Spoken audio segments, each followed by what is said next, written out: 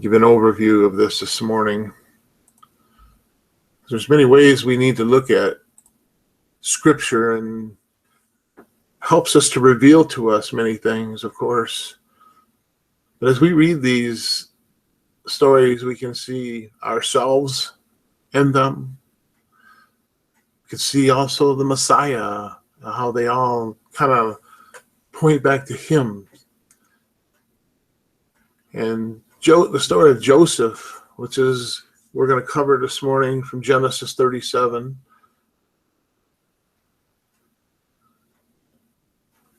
Well, I guess the first thing we should do is take a look at what is the name Yoseph or Joesph mean.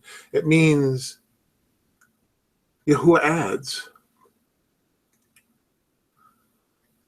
He was the 11th son of Jacob and the eldest of the two sons of Rachel, which we find in Genesis 30 and 24. See, Joseph's life can be divided into 5 phases.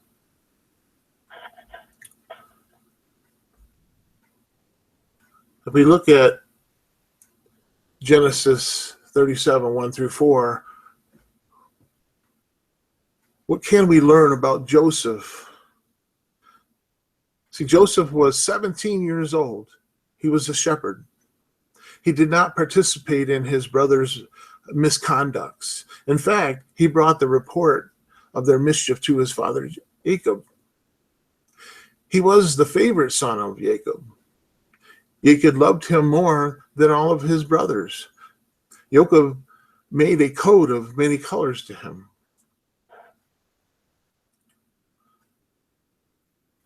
His brothers hated him for this reason and could not even talk with him well. Joseph was rather naive to tell his dream to his brothers about his future supremacy and his brothers' submission to him. That intensified their hatred towards him. So when the opportunity came at Dothan, they planned to kill him. But Reuben tried to rescue him by persuading them not to kill him. And his brothers sold him to a caravan of Ishmaelites going to Egypt. His life was changed in a moment, from being the beloved son to the slave in an unknown land of Egypt. Yosef was sold to Potiphar, the captain of Pharaoh's guard, which we find in Genesis 39, 1 through 20. He was a good administrator. He was a hardworking and faithful servant. He was fair and handsome, according to Genesis 39, 6. Yahuwah was with him and made him prosper and successful. Yahuwah baruched his master through him, according to Genesis 39 and 2. Potiphar, his master, had entrusted him with charge of all of his house affairs. So he was well trusted. He was an honorable man. So he became a baraka to his captors in a way. But there was temptation that was placed before Yosef also. He was a young and handsome man. And he was the head of the house. None would have known if he had given it into the temptation by Potiphar's wife. But he had a healthy fear of Yahuwah. Genesis 39 and 9. No one is greater in this house than I. My master has withheld nothing from me except you, because you are his wife. How then could I do such a wicked thing and sin against Yahuwah? His temptation period was long also. He tried to resist her as much as he could, but when time came, he had to flee from the place. Due to false accusations of Potiphar's wife, he was cast into prison, according to 39:20. Once again, he paid the price for being righteous and honest. Again, in 39, through 20, as well as 41:37, we see once again that Yahuwah was with him in all of his trials. One may argue, why did Yahuwah not rescue him from his troubles? But Yahuwah's plan and purposes are much higher than ours. We may see the immediate, but Yahuwah sees our future.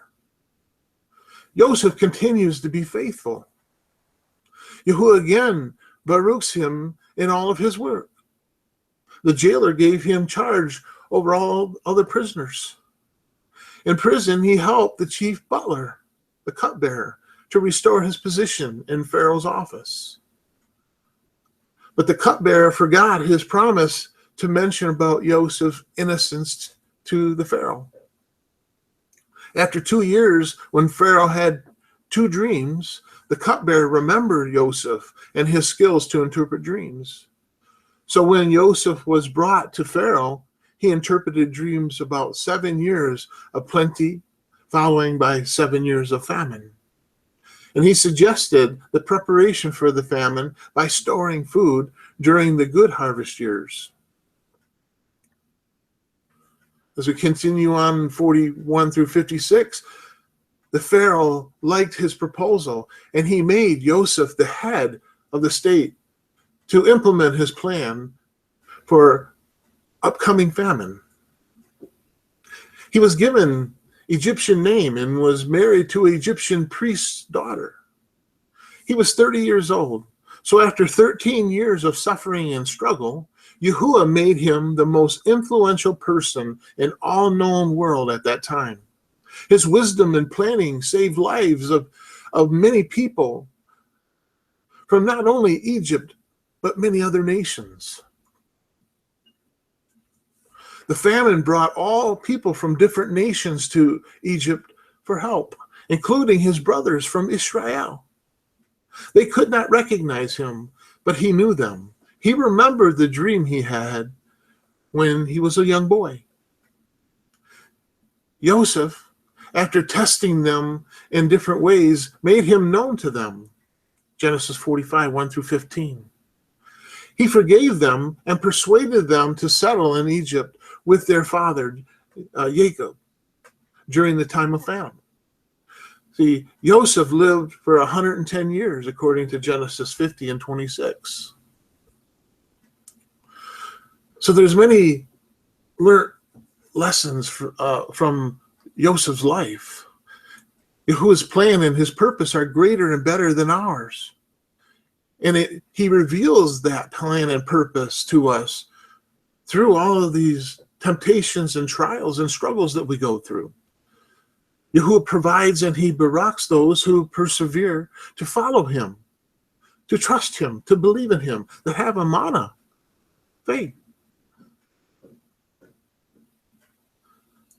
Suffering to Yahuwah's people is not always bad. Yahuwah can use the most painful time in our life for his good. Yoseph teaches us the value of self-control and the temptation of the youth, patience and perseverance in the time of troubles, honesty, strong work, and ethics, the fear of Yahuwah, and faithfulness to Yahuwah. See, Yahuwah was with Yoseph. Genesis 39:2 and 39:21. You intend to harm me, but Yahuwah intends it for good to accomplish what is now being done, the saving of many lives. Genesis 50 and 20. See, Yoseph in Scripture is a type of Messiah. See, the Tanakh, or the Old Testament, often represents metaphors, symbols, or even characters, which points to Yahusha and Yahuwah's plan of salvation. These are called types of Messiah. The life of Joseph in many ways resembles the life of the Messiah. Here are some of the types of the Messiah in Joseph's life. He was loved by his father, rejected by his brothers, turned to Gentiles, unjustly tried, he suffered, was exalted with honor and esteem, married a gentle bride. He returned to his family and was accepted, and delivered his people from death.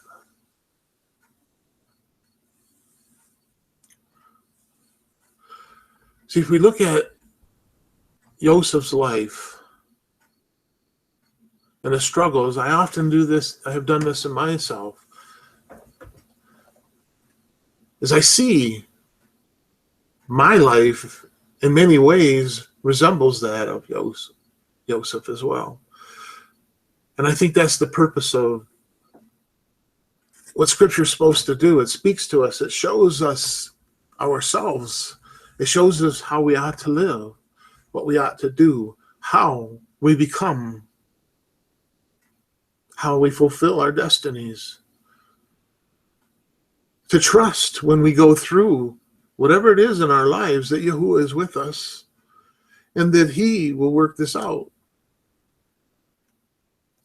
so that it's best for you and I, and that He will receive the esteem, the honor, the praise. I'll begin reading this morning.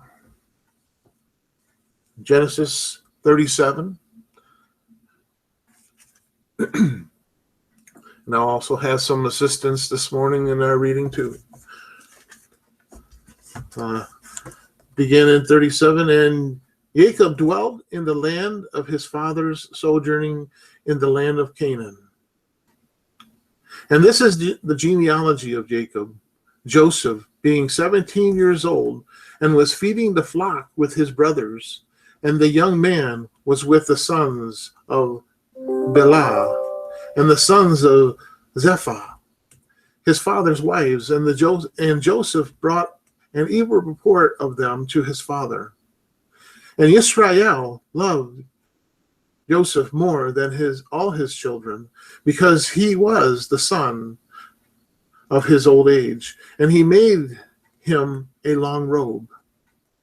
But when his brothers saw that their father loved him more than all of his brothers, they hated him and were not able to speak peacefully about him and to him. And Joseph learned a dream and told it to his brothers, so they hated him even more. And he said to them, "Please listen to this dream which I have dreamed. See, we are blind sheaves in the midst of the field, and see, my sheaf rose up and also stood up, and see, your sheaf stood all around and bowed down to my sheaf." And his brother said to him, "Shall you indeed reign over us? Shall you indeed rule over us?" So they hated him even more for his dreams and for his words. And he dreamed still another dream, and related it to his brothers, and said, "See, I have dreamed another dream. And see, the sun and the moon and the 11 stars bowed down to me." And he related it to his father and his brothers, and his father rebuked him and said to him, "What is this dream that you have dreamed? Shall we, your mother and I, and your brothers indeed come and bow down to the earth before you?" And his brothers envied him. But his father guarded the word. And his brothers went to feed their flocks in Shechem. And Israel said to Joseph, "Are not your brothers feeding in Shechem? Come, I send you to them." So he said to him, "Here I am." And he said to him, "Please go and see if it is well with your brothers and well with the sheep, and bring back word to me." So he sent him out of the valley of Hebron, and he went to Shechem. And a certain man found him, and see, he was wandering in the field. And the man asked him, saying, "What do you seek?" And he said, "I am seeking my brothers. Please inform me where they are feeding their sheep." And the man said, "They have left here, for I heard them say, let us go towards Dothran. So Joseph went after his brothers and found them in Dothran. And they saw him from a distance, and before he came near them, they plotted against him to kill him. And they said to each other, see, the master of dreams is coming. Now then, come and let us now kill him and throw him into some pit, and shall say, some wild beast has devoured him. Let us then see what comes of his dreams. But Reuben heard and rescued him from their hands and said, let us not take his life. And Reuben said to them, shed no blood, throw him into the pit which is in the wilderness, and do not lay a hand on him, in order to rescue him out of their hands and bring him back to his father. So it came to be, when Joseph had come to his brothers, that they stripped Joseph of his robe and long robe which was on him. And they took him and threw him into a pit. And the pit was empty, there was no water in it. And they sat down to eat at meal. And they lifted up their eyes and looked and saw a company of Ishmaelites coming from Gilead with their camels, bearing spices and balm and myrrh, going to take them down to Mitzrayim, or Egypt. And Yehudah said to his brothers, what will we gain if we kill our brother and conceal his blood? Come and let us sell him to the Ishmaelites, and let not our hand be upon him, for he is our brother, our flesh. And his brothers listened.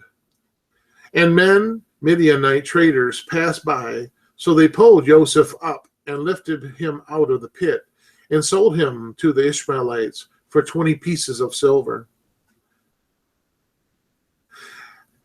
And they took Joseph to Mitzrayim.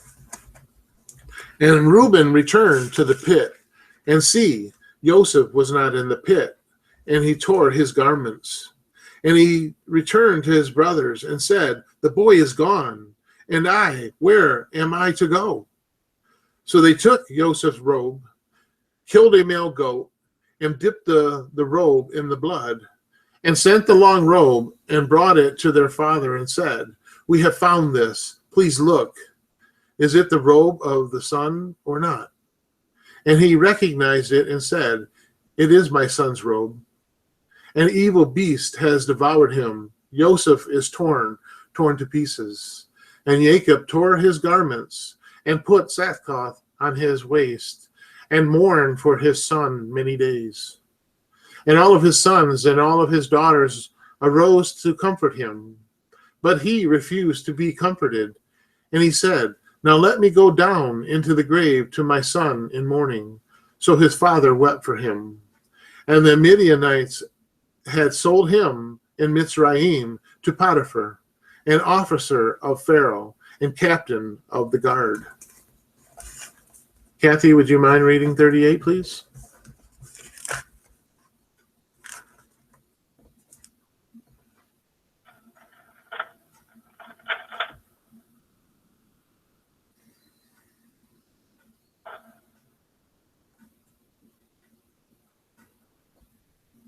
Kathy, you with us?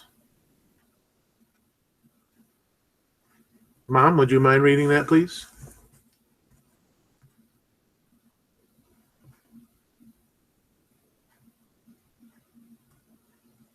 Okay, I have everybody on mute. I'll go ahead and continue. 38. And at that time it came to be that Yehudah left his brothers and turned aside to a man, an Edolamite, whose name was Hirah. And Yehudah saw there a daughter of a certain Canaanite, whose name was Shua. And he took her and went into her. So she conceived and bore a son, and called his name And she conceived again and bore a son, and she called his name Onan. And she conceived yet again and bore a son, and called his name Shelah. And he was at Kezib when she bore him. And Yehudah took a wife for his firstborn, and her name was Tamar. But Yehudah's firstborn, was evil in the eyes of Yahuwah, and Yahuwah took his life. And Yahuwah said to Onan, go in to your brother's wife and marry her, and raise up an heir to your brother. And Onan knew that the offspring would not be his. And it came to be, when he went into his brother's wife, that he spilled on the ground, lest he should give an offspring to his brothers. But what he did displeased Yahuwah, so he took his life too. Then Yehudah said to Tamar, his daughter-in-law, remain a widow in your father's house until my son Shelah is grown. For he said, lest he also die as his brothers did. And Tamar went and dwelt in her father's house. And after a long time, the daughter of Shua, Yehudah's wife, died, and Yehudah was comforted, and went up to his sheep shearer at Timnah, he and his friends Hirah the Adamite. And it was reported to Tamar, saying, see, your father-in-law is going up to Timnah to shear his sheep. And she took off her widow's garments, and covered herself with a veil, and wrapped himself, and sat at the entrance of Enyam, which was on the way to Timnah. For she saw that Shelah was grown, and she was not given to him as a wife. And Yehudah saw her, and reckoned her for a whore, for she had covered her face. And he turned aside to her by the way and said, please let me come into you. For he did not know that she was the daughter-in-law. And she said, what do you give me to come into me? And he said, let me send you a young goat from a flock. And she said, do you give me a pledge until you send it? So he said, what pledge should I give you? And she said, your seal and your cord and your staff that is in your hand. And he gave them to her, and went into her, and she conceived by him. And she arose and went away, and removed her veil, and put on the garments of her widowhood. And Yahuwah sent the young goat by the hand of the friend, the Adamite, to receive the pledge from the woman's hand, but he did not find her. And he asked the man of the place, saying, where is the cult prostitute who was beside the way to Enyam? And they said, there was no cult prostitute in this place. And he turned to Yehudah and said, I have not found her. And the men of the place also said, there was no cult prostitute in this place. And Yehudah said, let her take them for herself, lest we become despised. For I sent this a young goat, and you have not found her. And it came to be about 3 months later that Yehudah was informed, saying, Tamar, your daughter-in-law, was whored. And see, she was conceived by whoring. And Yehudah said, bring her out and let her be burned. When she was brought out, she sent to her father-in-law, saying, by the man to whom these belong, I am pregnant. And she said, please examine whose these are, and the seal and the cord and the staff. And Yehudah examined and said, she has been more righteous than I, because I did not give her to Shelah, my son. And he never knew her again. And it came to be, at the time for her giving birth, that see, twins were in her womb. And it came to be, when she was given birth, that the one put out his hand, and the midwife took a scarlet thread and bound it on his hand, saying, this one came out first. And it came to be, as he drew back his hand, that see, his brother came out. And she said, how did you break through? this breach be upon you. So his name was called Peret. And after his brother came out, who had the scarlet thread on his hand, his name was called Zerah. And Yoseph had been taken down to Mitzrayim, and Potiphar, an officer of Pharaoh, captain of the guard, a Mitzrayite, brought him from the Ishmaelites who had taken him down there. And it came to be that Yahuwah was with Joseph, and he became a prosperous man, and was in the house of his master, the Mitzrayite. And his master saw that Yahuwah is with him, and that Yahuwah made all he did to prosper in his hand. So Yoseph found favor in his eyes and served him. And he appointed him over his house and gave him his hand at that he had, and gave into his hand all that he had. And it came to be, from the time that he appointed him over his house and all that he had, that Yahuwah barak the Mitzrayite's house for Joseph's sake, and the barakah of Yahuwah was on all that he had in the house and in the field. That's a tremendous barakah. And he left in Joseph's hand all he had, and he did not know what he had except for the bread which he had ate. And Yoseph was handsome in the form and handsome in appearance. And after these events it came to be that his master's wife lifted up her eyes to Joseph and said, "Lie with me." But he refused and said, his master's wife, "Look, my master does not know what is with me in the house, and he has given into my hand all that he has. No one is greater in the house than I, and he has not withheld whatever from me but you, because you are his wife. And how shall I do this great evil and sin against Elohim, Yahuwah?" And it came to be, as she spoke to Yosef day by day, that he did not listen to her, to lie with her, to be with her. And it came to be on the certain day when Yosef went into the house to do his work, and none of the men of the house was inside, that she caught him by his garment, saying, "Lie with me."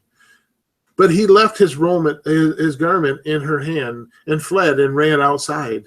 And it came to be, when she saw that he had left his garment in her hand and fled outside, that she called to the men of her house and spoke to them, saying, "See, he has brought into us a Ibri to mock us.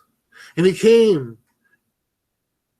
in to me to lie with me, and I cried out with a loud voice. And it came to be, when he heard that I lifted my voice and cried out, that he left his garment with me and fled and went outside. And she kept his garment with her until his master came home. And she spoke to him these same words, saying, "The Ibri servant whom you brought to us came into me to mock me." So it came to be, as I lifted my voice and cried out, that he left his garment with me and fled outside. And it came to be, when his master heard the words which his wife spoke to him, saying, "Your servant did to me," to him saying, "Your servant did to me according to these words," that his displeasure burned.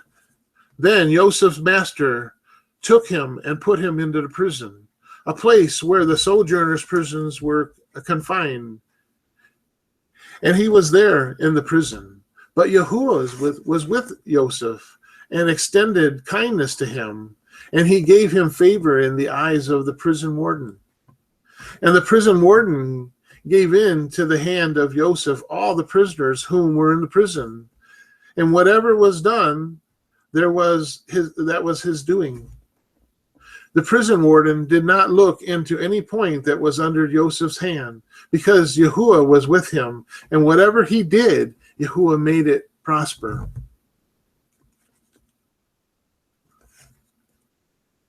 And after these events, it came to be that the cupbearer and the baker of the sovereign of the Mitzrayim sinned against their master, the sovereign of Mitzrayim. And Pharaoh was wroth with his two officers, the chief cupbearer and the chief baker. So he put them in confinement in the house of the captain of the guard, in the prison, the place where Yoseph was a prisoner. And the captain of the guard put Joseph in charge of them, and he served them. So they were in confinement for some time. Then the cupbearer and the baker of the sovereign of Mitzrayim, who were confined to the prison, dreamed a dream, both of them, each man's dream in one night, and each man's dream with his own interpretation. And Joseph came into them in the morning and looked at them and saw that they were sad. And he asked Pharaoh's officers who were with him in confinement of his master's house, saying, "Why do you look so sad today?" And they said to him, "We each have dreamed a dream, and there is no one to interpret it." And Joseph said to them, "Do not interpretation belong to Elohim? Relate them to me, please." So the chief cupbearer related his dream to Joseph and said to him, "See, in my dream, a vine was before me, and in the vine were 3 branches, and it was as though it budded. Its blossoms shot forth, and its clusters brought forth ripe grapes. And Pharaoh's cup was in my hand. So I took the grapes and pressed them into Pharaoh's cup, and placed the cup in Pharaoh's hand." And Joseph said to him, "This is the interpretation of it. The 3 branches are 3 days. Yet within 3 days Pharaoh is going to lift up your head and restore you to your place, and you shall put Pharaoh's cup in his hand according to the former ruling, when you were his cupbearer. But remember me when it is well with you, and please show kindness to me, and mention me to Pharaoh, and get me out of this house. For truly I was stolen away from the land of the Ibrim, and also I have done naught that they should put me into the dungeon." And the chief baker saw that the interpretation was good, and he said to Joseph, "I also was in a dream, and saw 3 white baskets were on my head, and in the uppermost basket all kinds of baked goods for Pharaoh, and the birds ate them out of the basket and my head." And Joseph answered and said, "This is the interpretation of it. The 3 baskets are 3 days. Yet within 3 days Pharaoh is going to lift up your head from lift up your head from you, and hang you on a tree, and the birds shall eat your flesh from you." And on the 3rd day, Pharaoh's birthday, it came to be that he had made a feast of all of the servants, and he lifted up the head of the chief cupbearer and of the chief baker among his servants. And he restored the chief cupbearer to his post of cupbearer again, and he placed the cup in Pharaoh's hand. But he hanged the chief baker, as Joseph had interpreted to them. And the chief cupbearer did not remember Joseph, but forgot him. And it came to be, at the end of 2 years' time, that Pharaoh had a dream, and saw him standing by the river, and saw 7 cows coming up out of the river, fine looking and fat, and they fed amongst the reeds. Then saw 7 other cows coming after them out of the river, ugly and lean of flesh, and stood by the other cows on the bank of the river. And the ugly and lean of the flesh cows ate up the 7 fine-looking and fat cows. The Pharaoh awoke. And he slept and dreamed a second time, and he saw 7 heads of grain coming up on one stalk, plump and good, and saw 7 lean heads, scorched by the east wind coming up after them. And the 7 lean heads swallowed the 7 plump and complete heads. Then Pharaoh awoke and saw it was a dream. And it came to be in the morning that his spirit, or his ruach, was moved, and he sent and called for all the magicians of Mitzrayim and all the wise men, and the Pharaoh related to them his dreams, but there was none who could interpret them for the Pharaoh. Then the chief cupbearer spoke to Pharaoh, saying, I remember my crimes this day, when Pharaoh was wroth with his servants, and he put me in confinement in the house of the captain of the guard, both me and the chief baker. Each one of us dreamed a dream in one night. He and I, each of us, dreamed according to the interpretation of his own dream. And there was with us an Hebrew youth, a servant of the captain of the guard, and he related to him, and he interpreted our dreams for us. To each man he interpreted according to his own dream, and it came to be as he interpreted for us. So it came to be, he restored me to my office, and he hanged him. Then Pharaoh sent and called Yoseph, and they hurried, brought him out of the dungeon, and he shaved and changed his garments and came to Pharaoh. And Pharaoh said to Joseph, I have dreamed a dream, and there is no one to interpret it. Now I myself have heard it said of you that you understand a dream to interpret it. And Joseph answered Pharaoh, saying, it is not in me. Let Elohim answer Pharaoh with peace, or shalom. And Pharaoh said to Joseph, see, in my dream I stood on the bank of the river and saw 7 cows coming up out of the river, fine looking and fat, and they fed amongst the reeds. Then I saw 7 other cows coming up after them, poor and very ugly, and lean of flesh, such ugliness as I have never seen in all the land of Mitzrayim. And the lean of the flesh and the ugly cows ate up the first 7, the fat cows.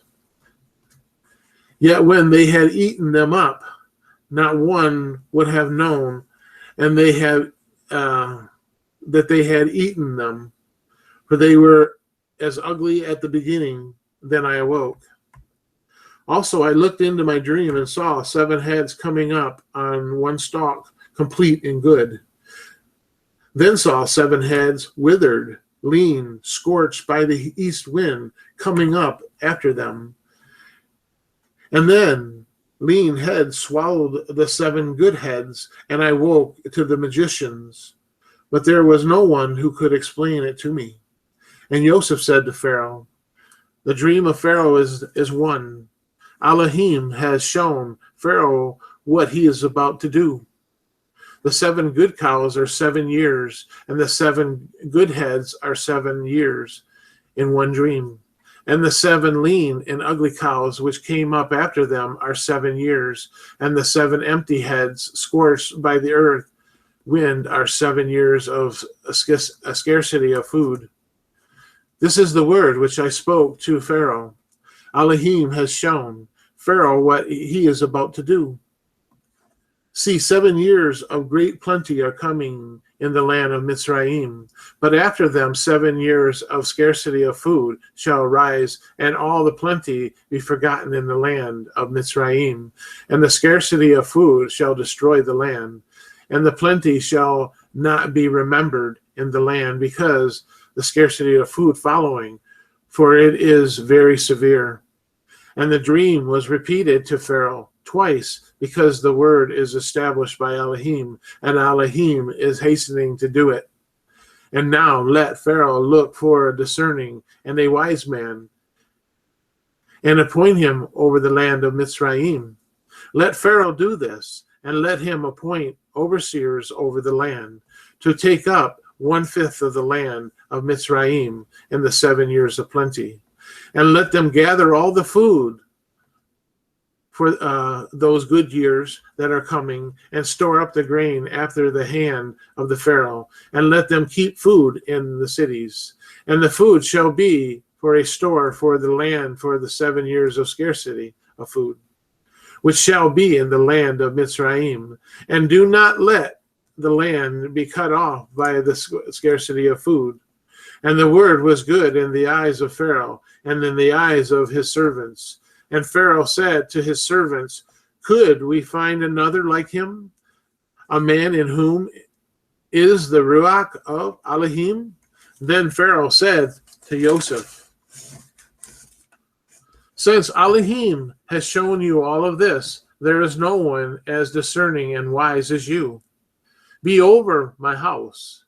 You yourself, at your word, all my people shall be equipped. Only in the throne I am greater than you. And Pharaoh said to Joseph, see, I have appointed you over the land of Mitzrayim. And Pharaoh took his seal ring off and his hand and put it on Joseph's hand. And he dressed him in garments of fine linen and put a gold chain around his neck. And he had him ride in the second chariot which he had. And they cried out before him, bow and kneel. And he appointed him over the land of Mitzrayim. And Pharaoh said to Joseph, I am Pharaoh, and without you let no man lift his hand or foot in all the land of Mitzrayim.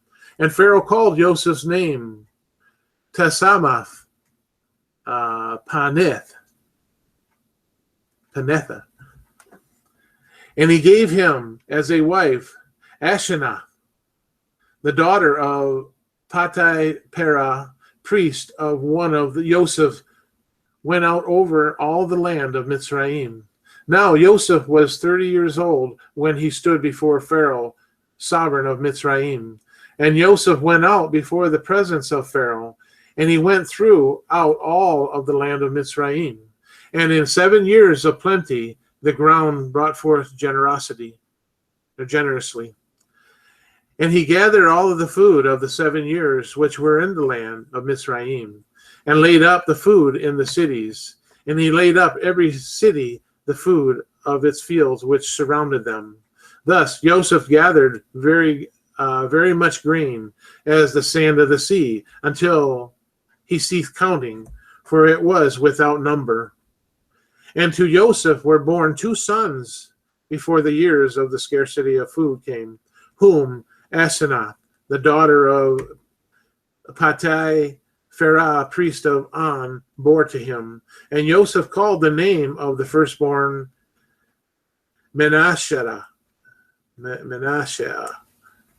For Elohim has made me forget all of my toil and all of my father's house. And the name of the second he called Ephraim.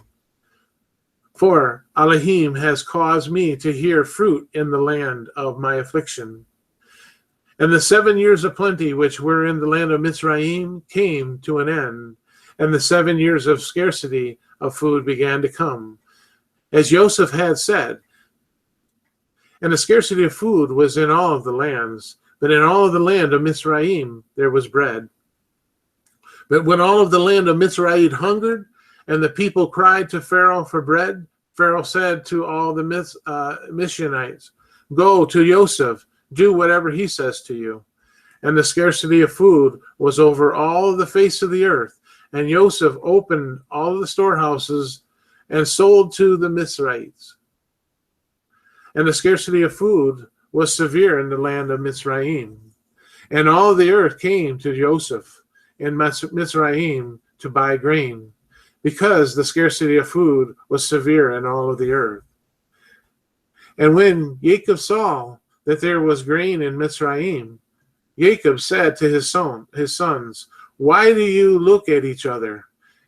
And he said, see, I have heard that there is grain in Mitzrayim. Go down to that place and buy for us there, and let us live and not die. And Joseph's 10 brothers went down to buy grain in Mitzrayim. But Jacob did not send Joseph's brother Benjamin with his brothers, for he said, lest some harm come to him.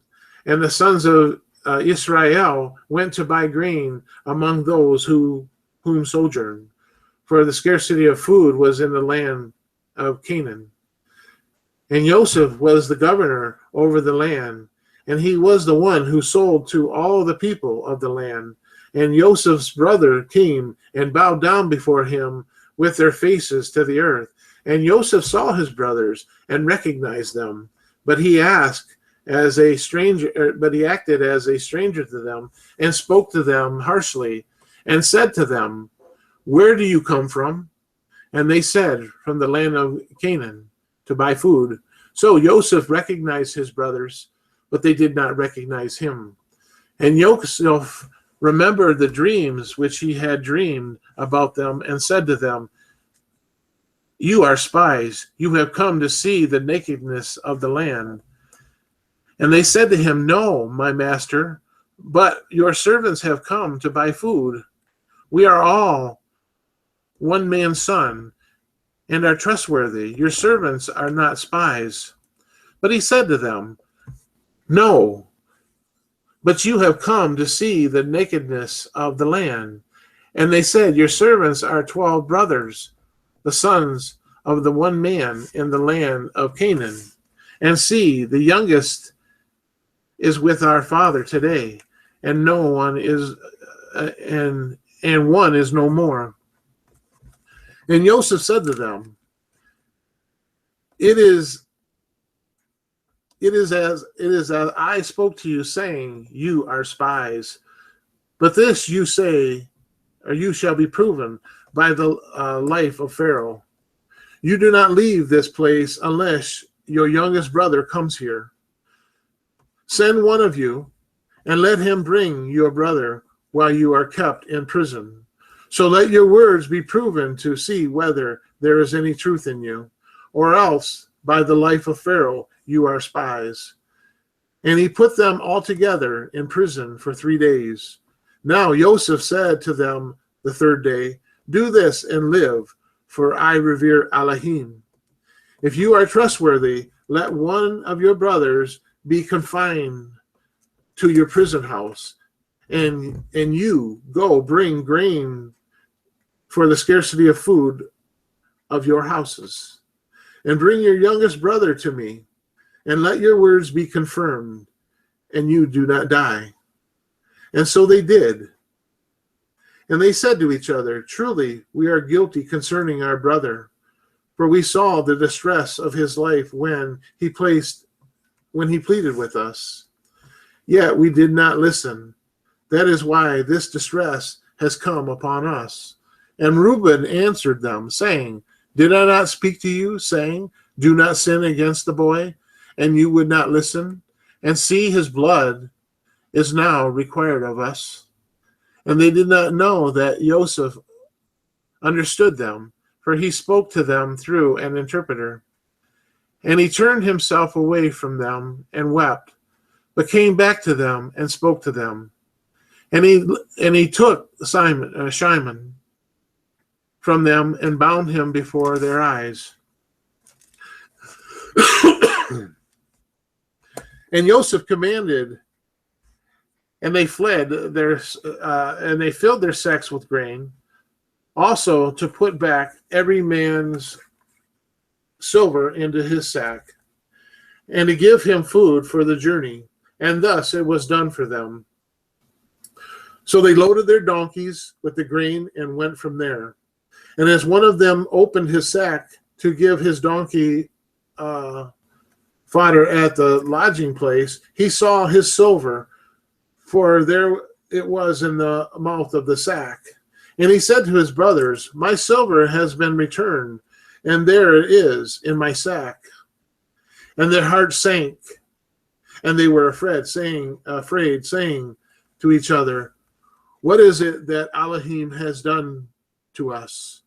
So they came to Jacob, their father, in the land of Canaan, and reported to him all that befell them, saying, "The master of the land, spoke to us harshly, and took us for spies of the land. But we said to him, we are trustworthy, and we are not spies. We are 12 brothers, sons of our father. One is no more, and the youngest is today with our father in the land of Canaan. And the man, the master of the land, said to us, by this I know you are trustworthy. Leave one of your brothers here with me, and take food for the scarcity of food of your house, and go. And bring your youngest brother to me. Then I know that you are not spies, but that you are trustworthy. I give your brother to you, and you move about in the land. And it came to be that they emptied their sacks. That look, the bundle of each man's silver was in the sack. And when they and their father saw the bundles of silver, they were afraid. And Jacob, his father, said to them, you have bereaved me.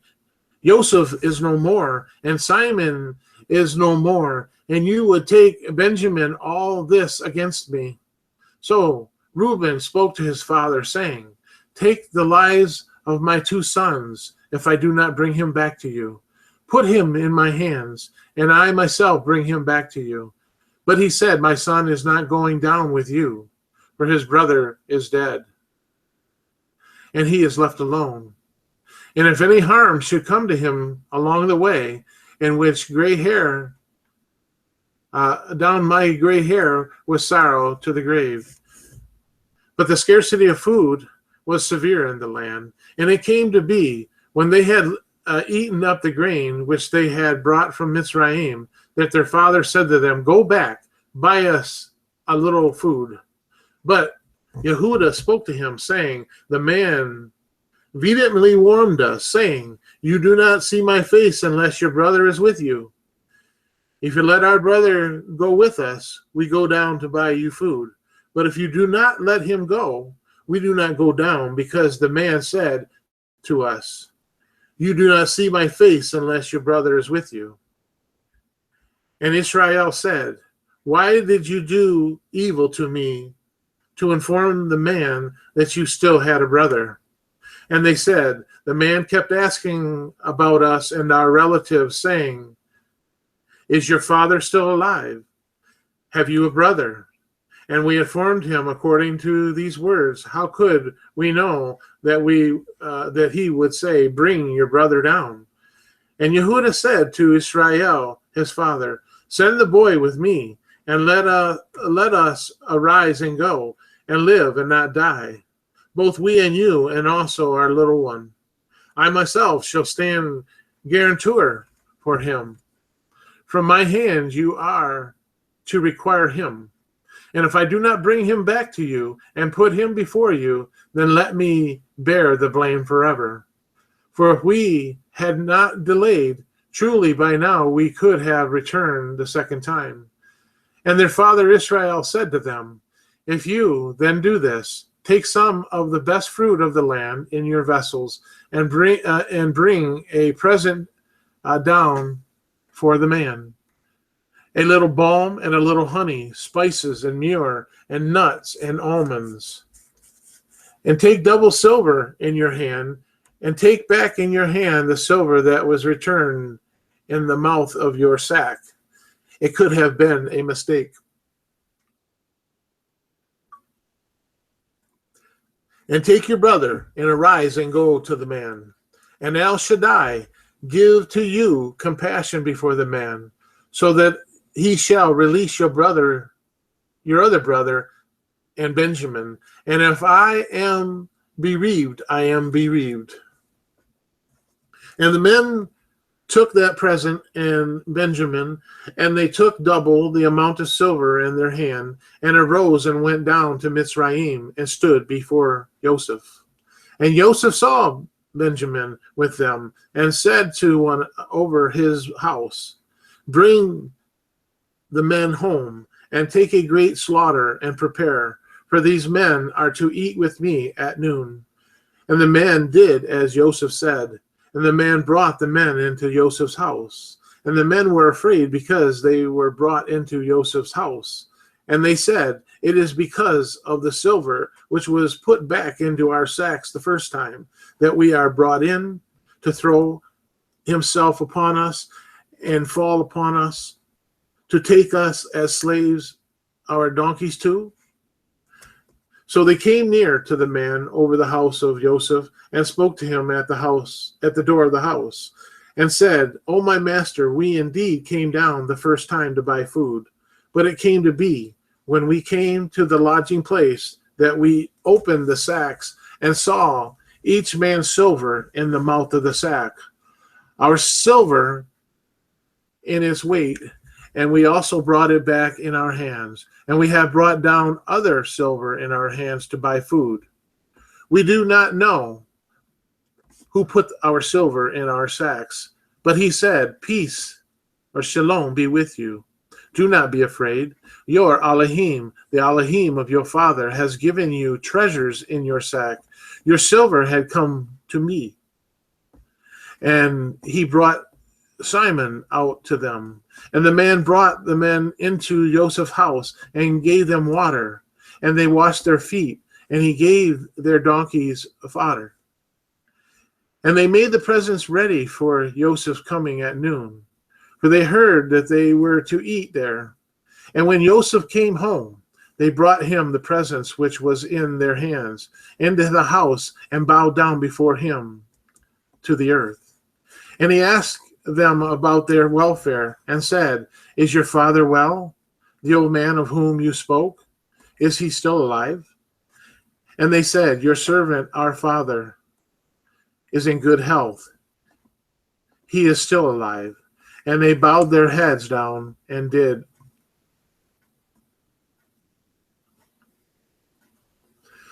And he lifted his eyes and saw his brother Benjamin, his mother's son, and said, Is your younger brother of whom you spoke to me?"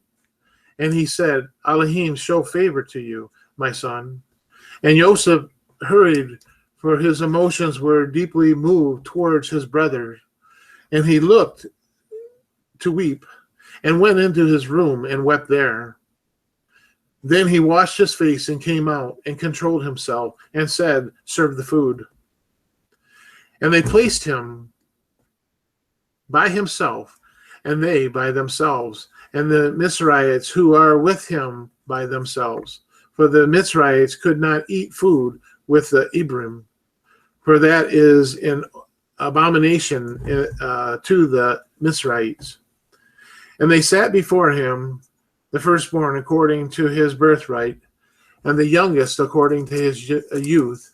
And the men looked at each other in astonishment. And he took portions to them from before him, but Benjamin's portion was 5 times as much as theirs. And they feasted and they drank with him.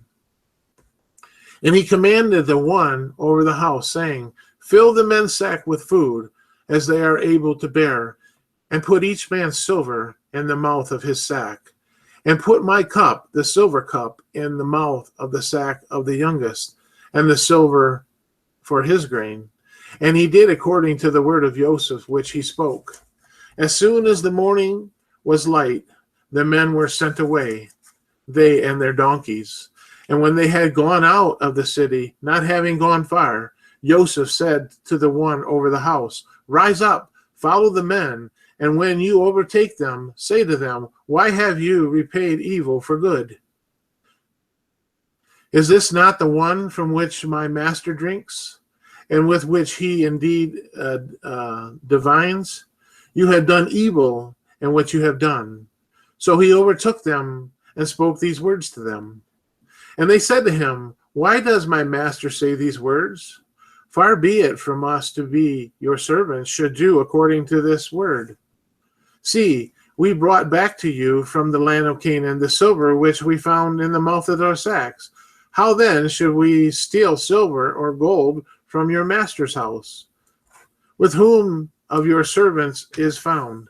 We shall die, and we shall become my master's slave as well." And he said, "Now also let it be according to your words. He with whom it is found becomes my slave, and you are innocent." And they hurried, each man let down his sack to the ground, and each opened his sack. And he searched with the oldest first, and with the youngest last. And the cup was found in Benjamin's sack.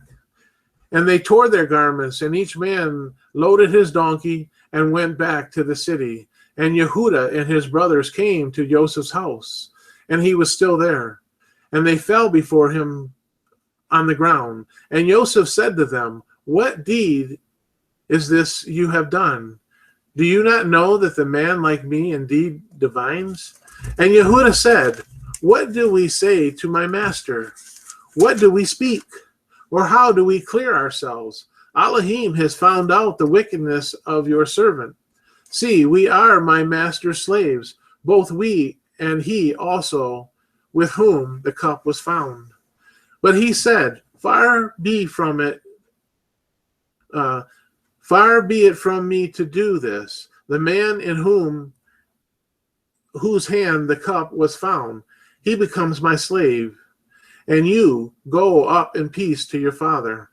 And Yehudah came near to him and said, "O my master, please let your servant speak a word in my master's hearing, and do not let your displeasure burn against your servant, for you are like Pharaoh." And my master asked his servant, saying, "Have you a father or a brother?" And we said to my master, "We have a father, an old man, a young child of his old age, and his brother is dead, and he alone is left of his mother's children, and his father loves him." And you said to your servants, "Bring him down to me, and let him lay my eyes on him." And we said to my master, "The boy is not able to leave his father, for if he leaves his father shall die." But you said to your servants, "Unless your youngest brother comes down with you, you do not see my face again." And it came to be, when we went up to your servant, my father, that we told him the words of my master. And our father said, "Go back and buy us a little food." But we said, "We are not able to go down if our youngest brother is with us. Then we shall go down. For we are not able to see the man's face unless our youngest brother is with us." Then your servant, my father, said to us, "You know that my wife bore me 2 sons, and the one went from me," and said, "Truly he is torn to pieces, and I have not seen him since. And if you take this one from me too, and harm comes to him, you shall bring down my gray hair with evil to the grave. And now, if I come to your servant, my father, and the boy is not with us, since his own life is bound up in his life, then it shall be, when he sees that the boy is not with us, that he shall die. So your servant shall bring down the gray hair of your servant, our father, with sorrow to the grave. For your servant went guarantor for the boy to my father, saying, If I do not bring him back to you, then I shall be a sinner before my father forever. And now, please let your servant remain instead of the boy as a slave to my master, and let the boy go up with his brothers. And how do I go up to my father if the boy is not with me, lest I see the evil that would come upon my father?" And Yoseph was unable to restrain himself before all those who stood by him. And he called out, "Have everyone go out from me." So no one stood with him while Yoseph made himself known to his brothers. And he went aloud, and the Mizrahites and the house of Pharaoh heard it. And Yoseph said to his brothers, "I am Yoseph. Is my father still alive?" But his brothers were unable to answer him, for they trembled before him. Then Yoseph said to his brothers, "Please come near to me." And when they came near to him, he said, "I am Yoseph, your brother, whom you sold into Mitzrayim. And now do not be grieved nor displeased with yourselves because you sold me here. For Elohim sent me before you to persevere life. For 2 years now, the scarcity of food has been in the land, and there are still 5 years in which there is neither plowing nor harvesting. And Elohim sent me before you to preserve for you a remnant in the earth, and to give life to you by great escape. So then, you did not send me here, but Elohim, and he has appointed me for a father to Pharaoh, and master of his house, and a ruler throughout all of the land of Mizraim. Hurry and go up to my father, and say to him, Thus says your son Yoseph, Elohim has made me master of all of Mizraim. Come down to me, do not delay. And you shall dwell in the land of Goshen, and be near to me, you and your children, your children's children, your flocks, your herds, and all you have. And I shall provide for you there, lest you and your household and all that you have come to poverty, because 5 years of scarcity of food are still to come. And look, your eyes and the eyes of my brothers, Benjamin, see that it is my mouth that speaks to you. And you shall inform my father of all the esteem in Mizraim, and of all that you have seen. And you shall hurry and bring my father down here. And he fell on his brother Benjamin's neck and wept. And Benjamin wept on his neck. And he kissed all of his brothers and wept over them. And after that his brother spoke to him. And the report of it was heard by the house of Pharaoh, saying, The brothers of Joseph have come. And it was good in the eyes of Pharaoh and in the eyes of his servants. And Pharaoh said to Joseph, Say to your brothers, do this, load your beast, and go enter the land of Canaan. And take your father and your household, and come to me, and I give you the best of the land of Mizraim. And you eat the fatness of the land. And you have been commanded, do this. Take wagons out of the land of Mizraim for your little ones and your wives, and you shall bring your father and come. And do not be concerned about your goods, for the best of all of the land of Mizraim is yours. And the sons of Israel did so. And Yoseph gave them wagons according to the command of Pharaoh, and he gave them food for the journey. And he gave to them, all of them, to each man, changes of garments. But to Benjamin he gave 300 pieces of silver and 5 changes of garments. And he sent to his father 10 donkeys loaded with the best of Mizraim, and 10 female donkeys loaded with grains and bread and food for his father for the journey. So he sent his brothers away, and he said to them, Do not quarrel along the way. And they went up out of Mizraim and came to the land of Canaan, to Jacob their father. And they told him, saying, Joseph is still alive, and he is governor over all the land of Mizraim. And Jacob's heart ceased, for he did not believe them.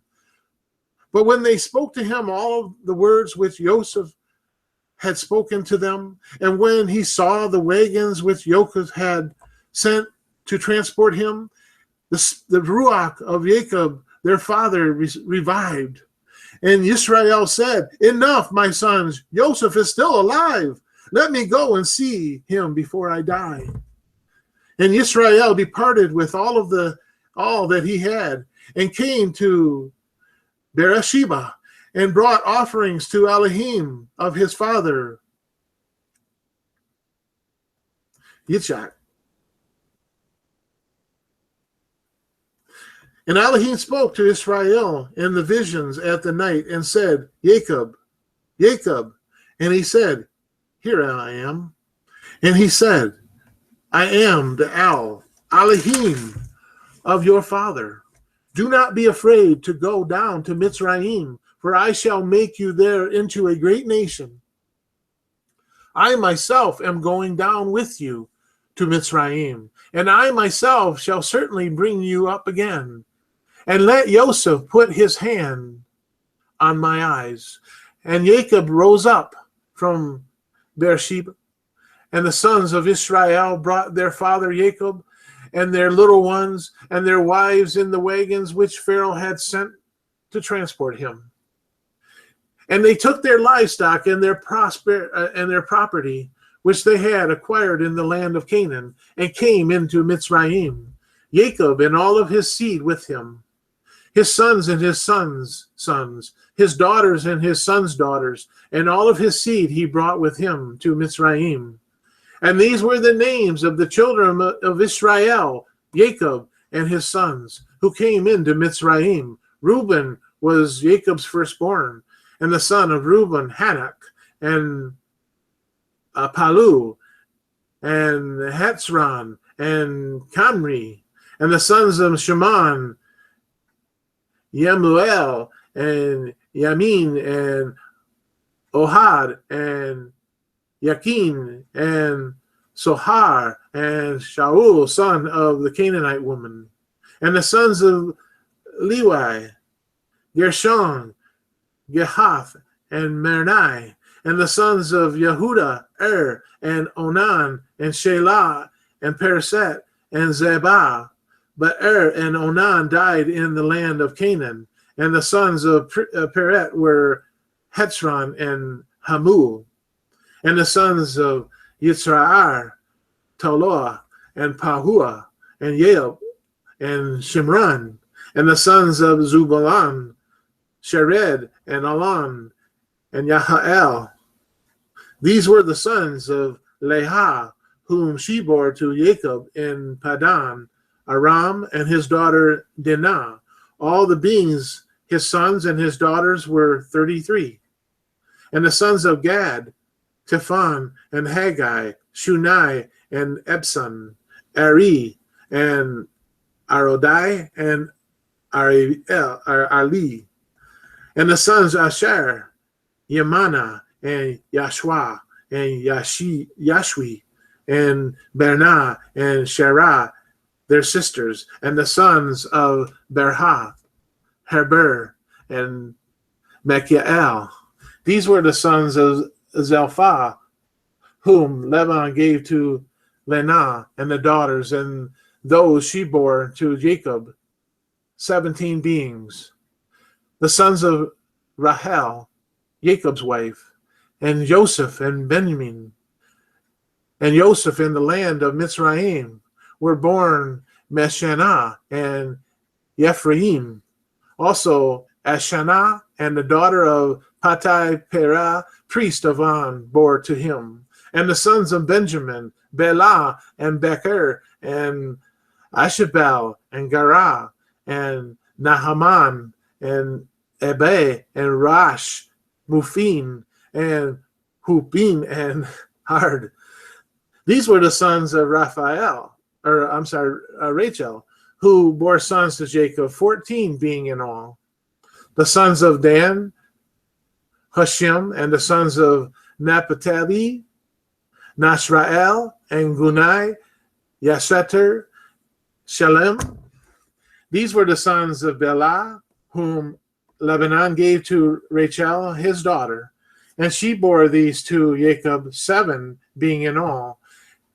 All of the beings who went with Jacob to Mitzrayim, who came from his body, besides Jacob's sons, wives, were 76 beings in all. That's a lot. And the sons of Yoseph, who were born to him in Mitzrayim, were 2 beings. All of the beings of the house of Jacob, who went to Mitzrayim, were 70. And he went Yehuda before him to Yoseph, to point out before him the way to Goshen. And they came to the land of Goshen. And Yoseph made ready his chariots and went up to Goshen to meet his father Israel.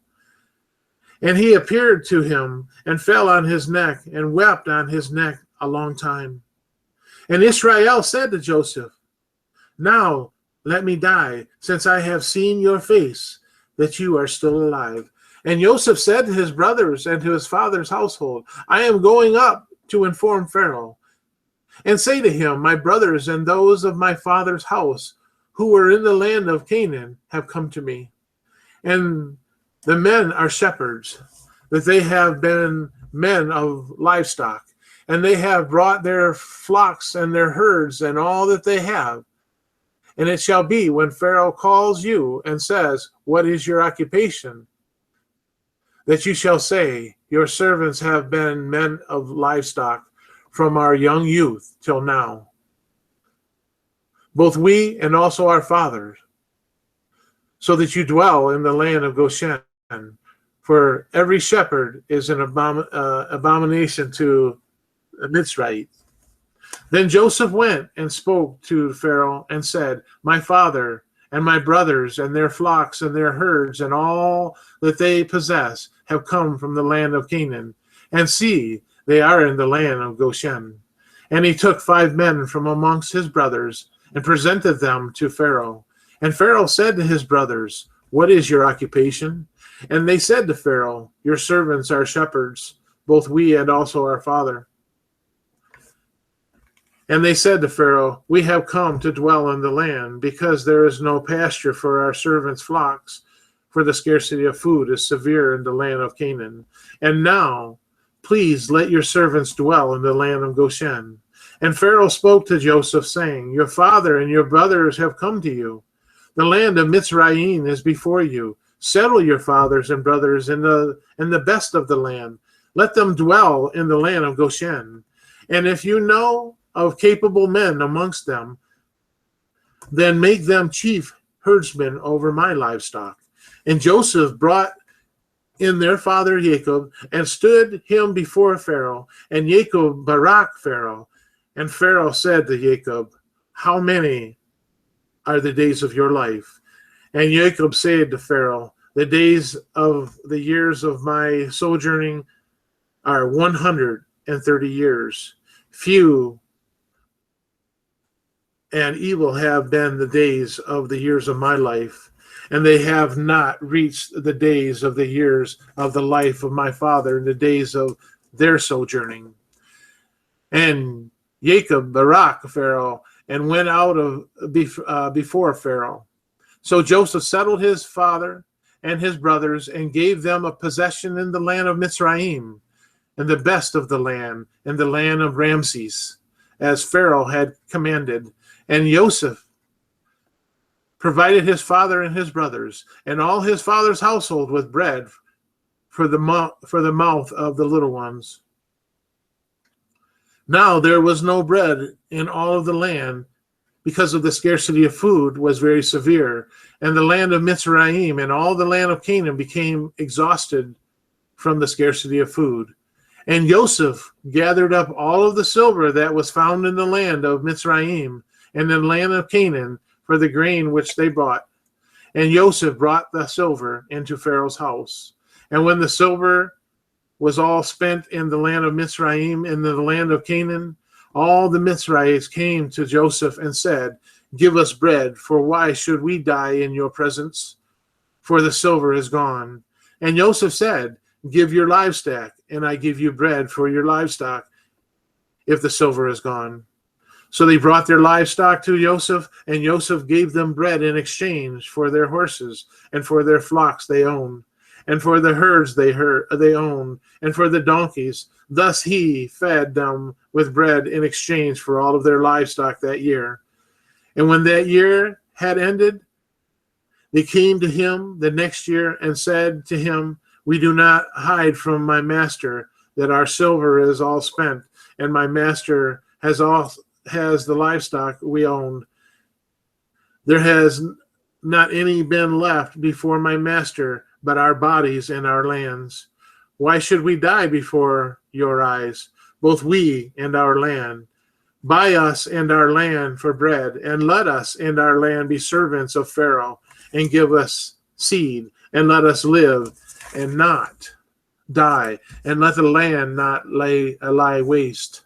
And Joseph brought the entire land of Mitzrayim for Pharaoh, because every man of the Midianites sold his field, because the scarcity of food was severe upon them, and the land came to be Pharaoh's. And as for the people, he moved them into the cities from one end of the borders of Mitzrayim to the other end. Only the ground of the priest he did not buy, for the priest had allotments from Pharaoh, and they ate their allotments which Pharaoh gave them. Therefore they did not sell their ground. And Joseph said to the people, Look, I have brought you and your land today for Pharaoh. Look, here is the seed for you, and you shall sow the land. And it shall be that in the harvest you shall give 1/5 to Pharaoh, and 4/5 is your own, as seed for your fields and for your food, for those of your household, and as for food for your little ones. And they said, You have saved our lives. Let us find favor in the eyes of my master, and we shall become Pharaoh's servants. And Joseph made it a law over the land of Mizraim to this day, that Pharaoh should have 1/5, except for the ground of the priest only, with which did not become Pharaoh's. And Israel dwell in the land of Mizraim, in the land of Goshen, and they had possessions there and bore fruit and increased exceedingly. And Jacob lived in the land of the Mizraim 70 years. So the length of Jacob's life was 147 years. And the time of Israel to die drew near, and he called his son Yoseph and said to him, Now, if I have found favor in your eyes, please put your hand over my thigh and show kindness and truth to me. Please do not bury me in Mizraim, but I shall lie with my fathers, and you shall take me up out of Mizraim and bury me in the land, in their burial place. And he said, I do as you have said. And he said, Swear to me. And he swore to him. And Israel bowed himself on the head of the bed. And after these events, it came to be that it was said to Joseph, See, your father is sick. And he took with him his 2 sons, Meshannah and Ephraim. And Jacob was told, See, your son Joseph is coming to you. And Israel strengthened himself and sat up on the bed. And Jacob said to Joseph, El Shaddai appeared to me at Luz in the land of Canaan, and barak me, and said to me, See, I am making you bear fruit, and shall increase you, and make you an assembly of peoples, and give this land to your seed after you as an everlasting possession. And now to your sons, Ephraim and Manasseh, who were born to you in the land of Mizraim before I came to you in Mizraim, are mine, as Reuben and Shimon, they are mine. Your offspring whom you shall bring forth after them are yours, and let them be called by the name of their father in their inheritance. And I, when I came from Paddan, Rachel died beside me in the land of Canaan on the way, when there was but little distance to go to Ephraim. And I buried her there on the way to Ephraim, that is Bethalechem. And Israel saw Joseph's sons and said, Who are these? And Joseph said to his father, They are my sons, whom Elohim has given me in place. And he said, Please bring them to me, and let me barak them. And the eyes of Israel were dim with age, and he was unable to see. And he drew them near him, and he kissed them and embraced them. And Israel said to Joseph, I have not thought to see your face, but see, Elohim has also shown me your seed. So Joseph brought them from between his knees, and he bowed down, and his face was on the earth.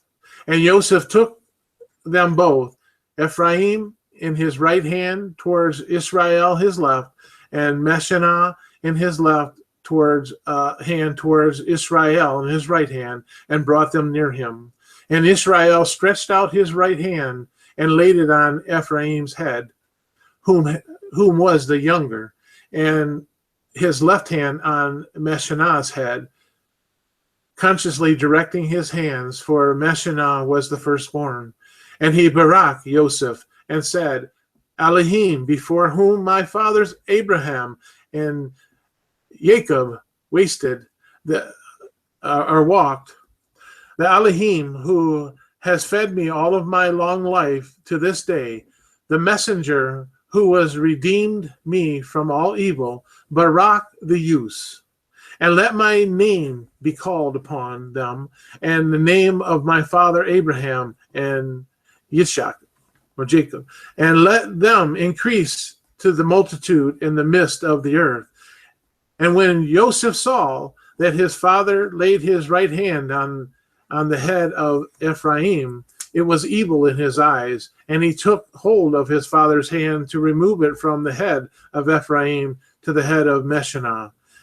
And Joseph said to his father, "Not so, my father, for this one is the firstborn.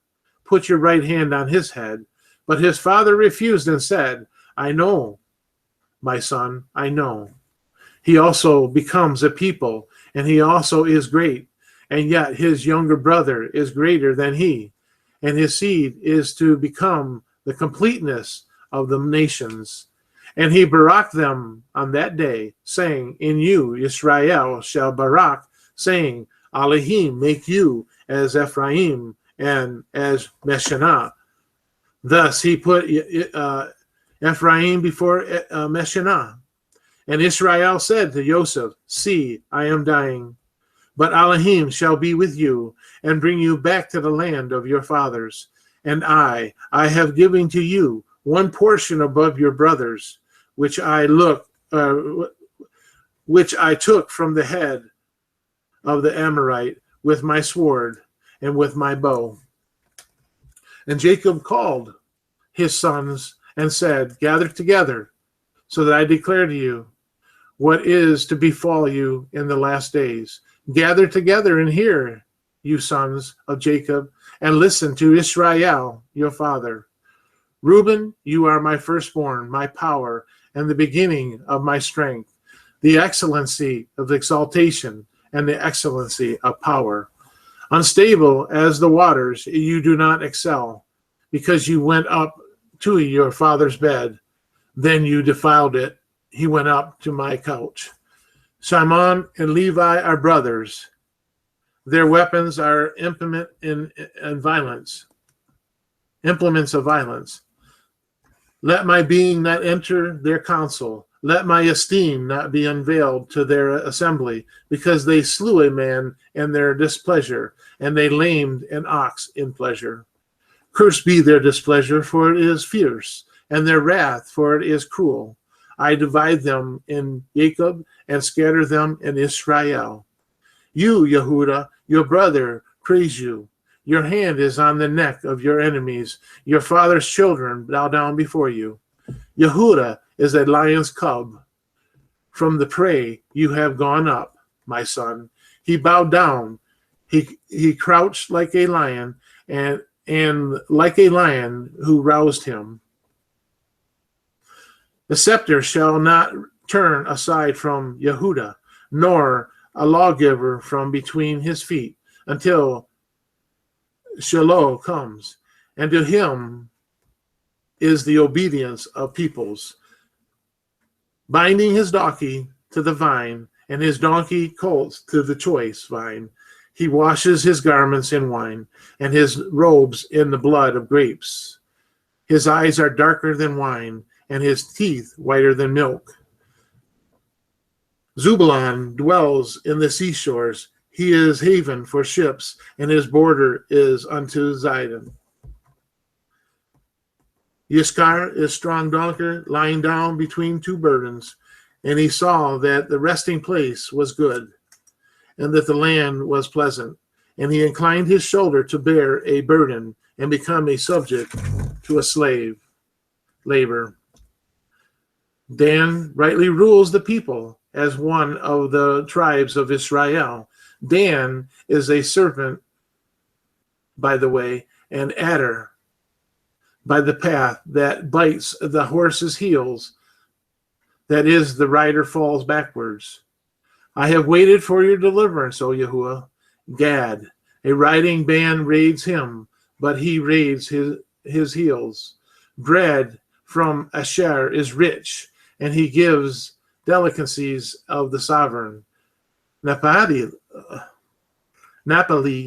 is a deer let loose. He gives words of elegance. Joseph is an offshoot of the fruit-bearing tree, an offshoot of the fruit-bearing tree, an offshoot of the fruit-bearing tree by a fountain.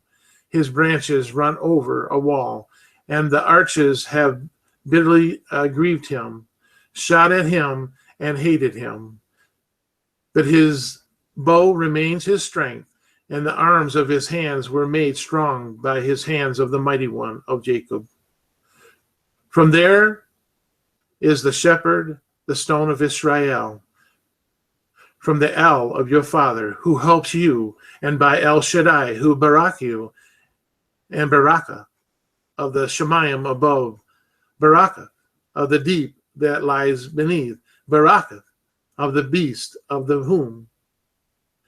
The Baraka of your father has excelled in Baraka of my ancestors, up to the limit of the everlasting hills. They are on the head of Yoseph, and on the crown of his head of him whom was separated from his brothers. Benjamin is a wolf that tears. In the morning he eats prey, and at the night he divides the spoil. All these are the 12 tribes of Israel. And this is what their father spoke to them. And he baraked them. He baraked each one according to his own barakah. And he commanded them and said to them, I am to be gathered to my people.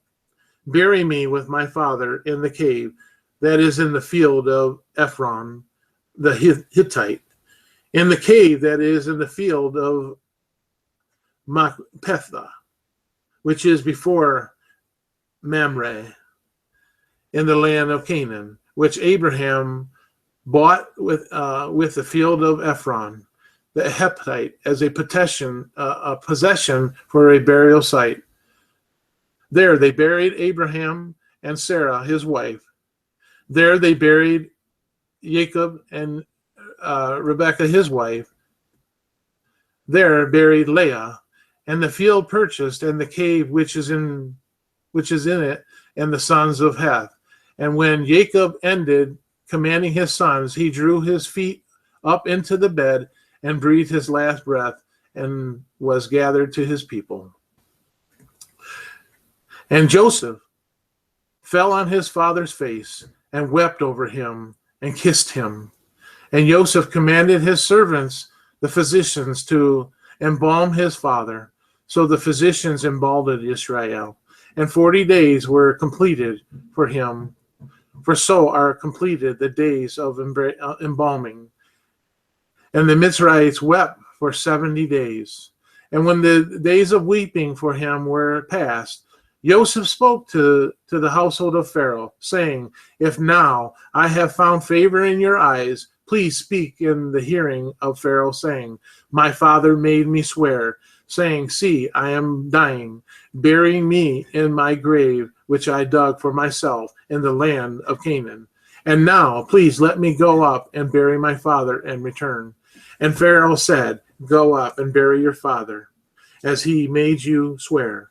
And Joseph went up to bury his father, and with him went up all of the servants of Pharaoh, and the elders of his house, and all the elders of the land of Mitzrayim, and all of the house of Joseph, and his brothers, and his father's house. Only their little ones and their flocks and their herds they left in the land of Goshen. And they went up with him, both chariots and horsemen, and it was a very great company. And they came to the threshing floor of Atad, which is beyond the Yarden, and they lamented there with a great and very heavy lamentation. And he observed 70 days of mourning for his father. And when the inhabitants of the land, the Canaanites, saw the mourning at the threshing floor of Atad, they said, This is a grievous mourning for the Mitzrayites. This is why its name was called Abel Mitzrayim, which is beyond the Yarden. And his sons did to him as he had commanded them. For his sons brought him to the land of Canaan and buried him in the cave of the field of Machpelah before Mamre, which Abraham bought his field from Ephron the Hittite as property for his burial site. And after he had buried his father, Joseph returned to Mitzrayim. He and his brothers and all went up with him to bury his father. And when Joseph's brothers saw that their father was dead, they said, "What if Joseph hates us and pays us back for the evil which we have done to him?" And they sent word to Joseph, saying, "Before your father died, he commanded, saying, 'This is what you are to say to Joseph. I beg you, please forgive the transgressions of your brothers and their sins, and they did evil to you.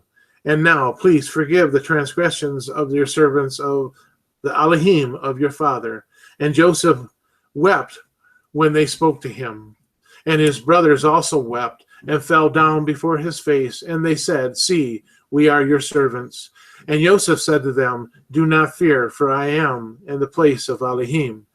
And you indeed evil against me, but Elohim intended it for good, in order to do it as this is the day, to keep a great many people alive. And now do not fear, I provide for you and your little ones.'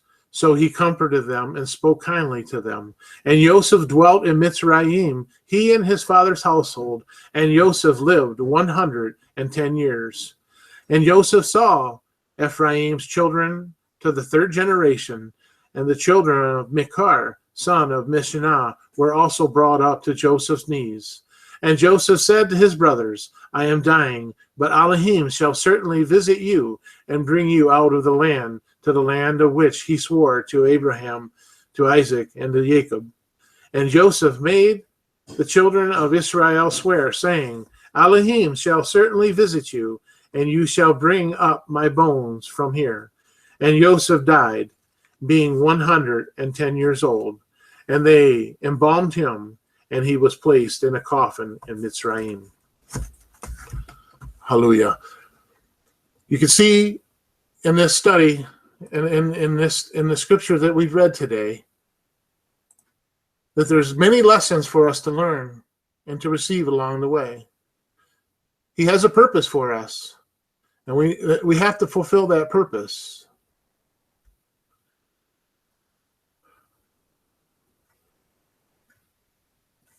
Hallelujah.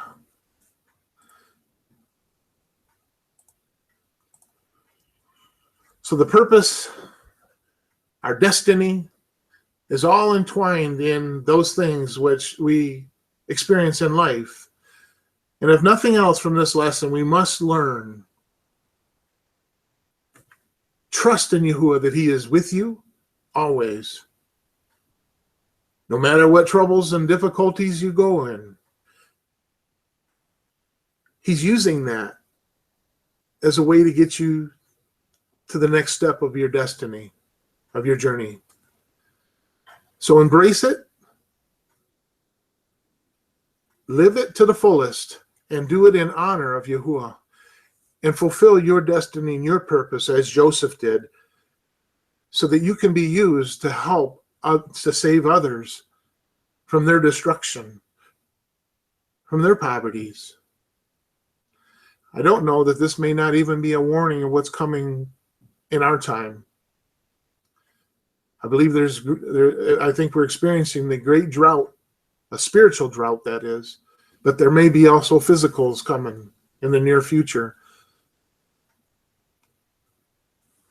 There's nothing new under the sun, according to Scripture, so we have to live each day seeking Yahuwah's will, asking for his leading of his guidance, of his Ruach, that you will fulfill his will in your life. May that be so. May Yahuwah block you and keep you. May his face shine upon you and his countenance be with you. May he place his shalom on you as he's placed his name upon you. May Yahuwah block you and keep you. Hallelujah.